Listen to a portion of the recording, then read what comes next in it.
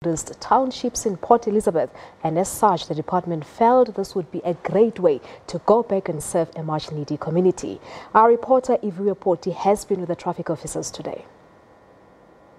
Well, definitely we've been continuing and following the Nelson Mandela Bay Traffic officials, whom this year decided, it would not just be about the roadblock and monitoring the roads, but it would be giving back to the community. Earlier, we spoke to a lady who told us about how important it was for them to be part of their communities. But I think most importantly, let's also hear from their male counterparts in terms of how the day has gone, how the programs have been received. We saw very nicely, hand in hand, male counterparts with the female staff giving back to the community.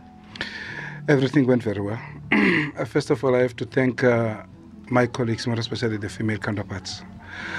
Most of the time, we like to suppress their feelings and their ideas. When they came with this idea and they said to me, Deputy Chief, we would love to run this instead of a roadblock. I said, then this is part of safety. We are saving lives here because those people, they need us. So therefore, I supported them. So without them, this wouldn't have been 100% as you have seen.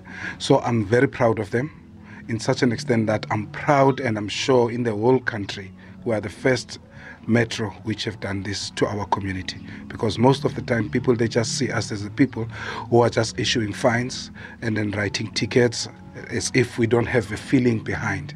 This show that we're part and parcel of community and they are our people, and everything for the time being went very well. And I have to say thanks to SABC as well, because since this morning you have been with us, and that also motivated us so that we can be able to do more for the communities around this township. And then obviously I think for your layman or the drivers on the road too, hoping that the traffic officials are stuck here. Understandably, majority of the women have been here, but are there still traffic officials on the remainder of the roads? Oh yes, definitely.